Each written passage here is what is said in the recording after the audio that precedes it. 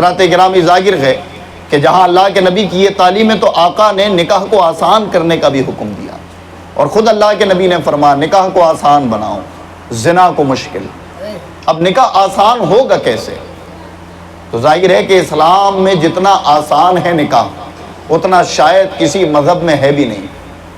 ابھی تو سیزن بھی ہے، آپ پوچھو بیچاروں سے کہ پوری رات محض انہیں ایک دوسرے کا میاں بیوی بننے کے لیے پوری رات پرتاڑت ہونا پڑتا ہے، نہ جانے کتنی رسومات اور کتنے معاملات سے گزر کر پھر ان کے مذہب کے مطابق وہ ایک دوسرے کے میاں بیوی ہوتے ہیں۔ لیکن مذہب اسلام میں نکاح کو کتنا آسان بنایا کہ ایک وکیل، دو گواہ، باشرع ہو تو بہتر ہو۔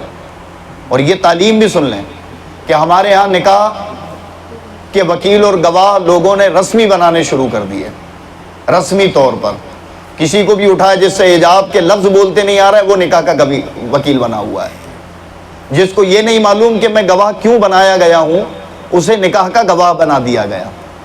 جو اگر مہر معجل یا علاوہ نان و نفقہ کے امام اس سے کہلوائے تو وہ کئی ایسے گواہ اور وکیل ہوتے ہیں خاص طور پر کہ وہ اسی میں الجھ جاتے ہیں اور وہ نان و نفقہ اور مہر معجل اور مطلق اور موجل لفظ نہیں بول پاتے، جن کے خود کا کہ وہ باوضو یا طہارت سے ہیں نہیں، واللہ عالم۔ تو ظاہر ہے کہ فقہا فرماتے ہیں کہ نکاح کا گواہ اور نکاح کے وکیل ایسوں کو بنایا جائے جن کی گواہی شریعت میں ماننے ہیں، شریعت میں جن کی گواہی مانی جاتی ہے، اور وہ کیا ہے؟ باشرع، یعنی شریعت کے مطابق ان کے چہرے پر داڑھی ہو، ایک دوسرا وہ نمازی ہوں، شریعت کی پابندی کرنے والے ہوں۔ تو ایسے لوگوں کو گواہ اور وکیل بنانے سے نکاح میں برکت ہوتی ہے۔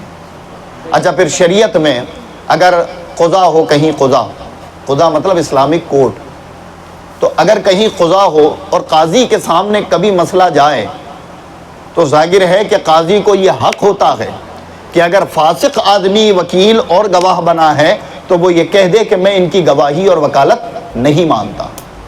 تو کسی کو حق نہیں ہے کہ وہ انہیں بطور گواہ اور وکیل پیش کرے۔ اچھا، پھر ہمارے ہاں وکیل کو لوگوں نے نکاحی باپ کی شکل میں پیش کیا ہے کہ بھائی یہ نکاحی باپ ہے۔ مان لیں ہمارے ہاں کا ایک عام جملہ ہے، رسم ہے، حرج کچھ بھی نہیں اس میں، لیکن کم سے کم جسے نکاحی باپ یعنی ایک عظیم رشتے کا ذمہ دار بنا رہے ہیں، ایک عظیم عمل کا ذمہ دار بنا رہے ہیں، تو اس کے اندر اتنی قابلیت ہو کہ وہ جان سکے کہ میرے اوپر کیا لازم ہے کیا نہیں۔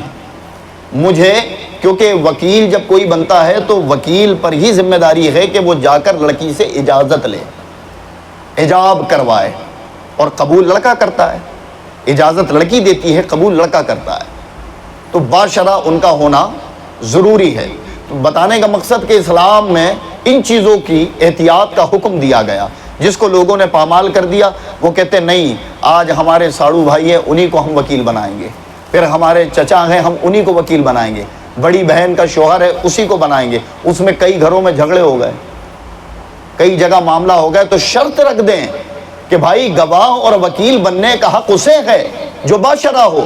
جتنے باشرع ہیں چلے آؤ، جتنے باشرع ہیں چلے آؤ، انہیں گواہ اور وکیل بنا دیں، تو اس میں نکاح میں برکت ہوتی ہے۔ اللہ کے رسول نے کتنا آسان، اسلام میں نکاح کتنا آسان کہ ایک وکیل دو گواہ، ان کے درمیان نکاح کی ابتدا ہوتی ہے اور نکاح پائے تکمیل تک پہنچ جاتا ہے۔ پھر یہ ہے کہ ہم نے اسے اپنے طرز اور عمل اور اپنی روایات سے اسے جو وسیع کیا، تو شریعت کا اس سے کوئی تعلق نہیں۔ نکاح کے کھانے کا حکم شریعت میں نہیں ہے، بڑے عالی شان اہتمام کرنے کا حکم شریعت میں نہیں ہے، مسجدوں میں نکاح کرنا سنت ہے، لیکن یہ تمام چیزوں کو ہم نے پامال کر دیا، ہم نے مسجدوں کو ویران کر دیا، جبکہ ہمیں حکم دیا گیا کہ نکاح مسجد میں ہو۔ اور ہاں آج دوسری اقوام، دوسری قوموں کا حال دیکھو تو انہوں نے باقاعدہ اپنے عبادت خانوں میں اپنی ان تقریبات کی شروعات کر دی، اپنے عبادت خانوں میں کر دی۔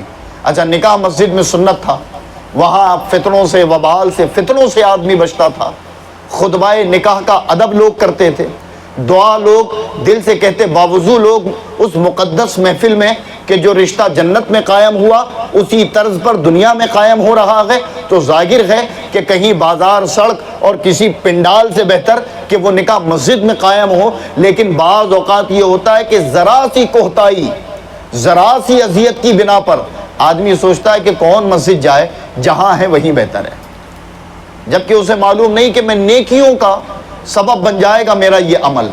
میں کتنے لوگوں کو خطبہ نکاح کو پامال کرنے کے گناہ سے بچا لوں گا، کتنے لوگ میرے بیٹے اور میری بیٹی کے حق میں حقیقت معنوں میں دعا کریں گے باوضو ہو کر۔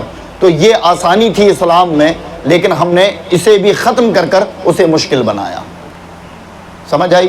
نکاح کا کھانا اسلام میں نہیں، لیکن اس کو دیکھیں کہ اب جیسا جیسا دور بڑھ رہا ہے وہ اور بھی زیادہ طول پاتا جا رہا ہے، اور یہ کہیں نہ کہیں غربا اور کم درجے کے لوگوں کے لیے جو ہے وہ ایک مصیبت کا سبب ہے۔